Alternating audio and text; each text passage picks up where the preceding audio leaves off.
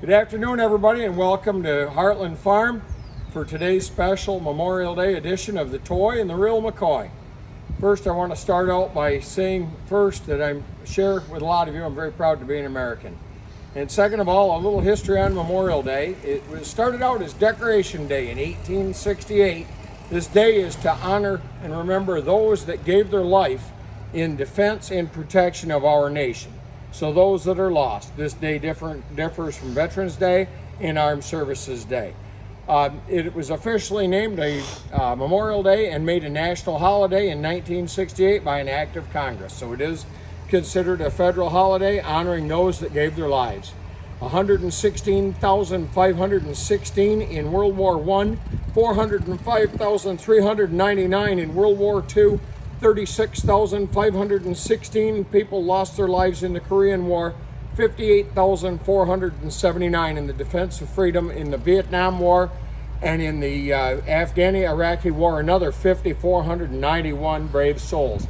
That doesn't mention those that came home scarred for life or injured for life with debilitating illnesses and debilitating defects, lost arms and limbs and things like that. So our hat is off, our greatest respect for the American citizens that have given their life in the defense of our freedom, and we honor them tomorrow with Memorial Day. And please let me remind you that at 3 p.m. is the National Moment of Silence. Take a minute out of your picnics and whatever it is, your pastimes tomorrow on this holiday, and take a moment and give them a moment of silence at 3 p.m.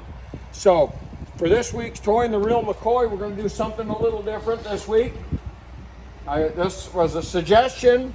I asked everybody what they wanted to see. I was ready to go back to tractors. So we're half and half. What we're going to do is, this is a toy of a small emplacement excavator. This is the more modern era U400 Mercedes-Benz, now Freightliner, Mercedes-Benz Unimog. And these are kind of half tractor, half truck. This one, of course, is a super modern version. The one that we're going to be looking at is a 1980 model. But if you, bless you, Dave, allergy season here at Heartland Farm, the poor kid, nobody loves the outdoors any more than old Dave, and he suffers. So if you hear sniffling, he's not crying. The front end loader on these is made by Schmidt, A.B. Schmidt out of Switzerland, which builds a lot of implements for Unimogs. The back on the small emplacement excavator has got a utility body and then a fold up out of the way backhoe attachment, which is actually made by Case Corporation here in the United States, and it is off of a 580 Construction King backhoe. The Unimog has fascinated me since I was a very little boy, when I got a little Matchbox Unimog toy, which I still have, and then later on Corgi Unimog toys and so many more that I've collected since. Unimogs aren't big on horsepower, but they're huge on utility. You'll find that they offer hundreds and hundreds of attachments. As a matter of fact, I'm going to put the toy up here on the shelf for a minute. There goes a bunch of tractors headed for the Memorial Day parade. We're staging them at the shop. There goes part of our fleet right now. If you'll look here on this Unimog mug, you'll see this one says Case, and it you can't read it, but it says MB494. MB, bless you, Dave, for Mercedes-Benz. 4 for four-wheel drive, 94 for the horsepower of this Unimog. This is a U406. And back in the late 70s and early 80s, Unimog and Mercedes-Benz had a joint venture with Case where they cross-marketed them. Unimog didn't have so many dealers, and Case had a lot of industrial dealers. So it worked out very, very well for the Case industrial dealers to sell this product. If you can see, I don't know how much of this you're going to see, but you can see a Unimog with a front and rear mower. You can see one with a Schmidt snowblower. You can see one with a front end loader and a rear scraper. You can see one with a street sweeper broom with a backfill blade and a trencher, with a vibratory cable plow and a backfill blade, a post hole digger and a tree spade, a backfill blade and a backhoe. And that's just a small representation of the things that you could get on a Unimog.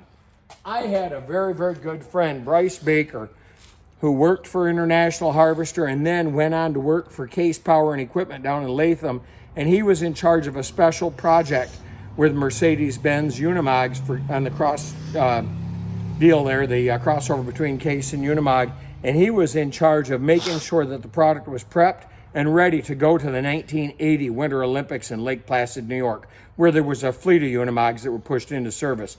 Of course, of all the times for us to host the Winter Olympics here in upstate New York, it had to be a winter where it barely snowed. So the Unimogs didn't have to move a lot of snow. Most of the snow that was used in competition was man-made snow, and they placed it right where they wanted with the snow guns. Here's a Unimog sales manual from the deal that Case and Mercedes-Benz had, that joint venture that I have managed to find on eBay at some point. And it's just a small representation of some of the stuff that we have here at Heartland Farm in our collection of Unimog stuff.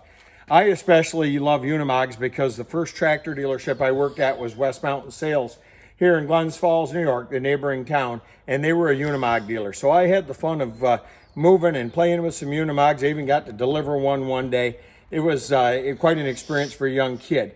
The one that we're going to look at is 110 horsepower, although most of the earlier ones were 94 horsepower, with a 20-speed transmission. So it's a 5-speed transmission with a 4-speed auxiliary, which compounds each gear. It gives you one gear as low as 0.8 miles an hour with the engine running at governed speed. So they're really utilitarian vehicle and quite amazing. And like I said, I've had a love for them since I was a little fella and got a little Matchbox one at Aggie's Market in Hudson Falls for 50 cents out of the Matchbox display for being a good boy going grocery shopping with mom and dad. So this is a United States Army surplus SEE. This is a small emplacement excavator with the Schmidt FL 700 front end loader on it. And this has got the 110 horsepower engine. It is 4-wheel drive. It is not fast. With it loaded like this, its top speed is 40 miles an hour. Without the front end loader and backhoe, where you're just moving the prime mover, you can achieve about 52 miles an hour in the highest gear on the 20-speed transmission. We're going to work our way around over on the other side right here. And this one, we didn't get her out in the sunlight because this was an afterthought today. We had somebody mention military, somebody mentioned tribute, somebody mentioned Unimog, so here it is. This is our SEE. It's a u419 Unimog, 110 horsepower. Back here, you've got a backhoe attachment, which swings down out of the way onto this cab protector, and you swing it up, and then you can dig with it. These were used by the United States Army for a lot of different things in combat situations. It was in some areas used just to bury waste when they were done with an encampment. It was also used to dig foxholes, and it was used to build berms when they were in getting towards the front line of battle, when it was infantry type battle and it wasn't so mechanized. They built themselves berms with these between the front end loader and the backhoe. They built waste pits with them, and they built foxholes for personal defense so that the men could get up towards the line and protect themselves. They're a very unique vehicle. We're glad to have one. I kind of hope to find one over the years, and we have. This one's got a clutch problem, so until we get that solved, we can't drive it. We could have towed it out, but we didn't have the time because we're getting stuff ready for the Memorial Day parade.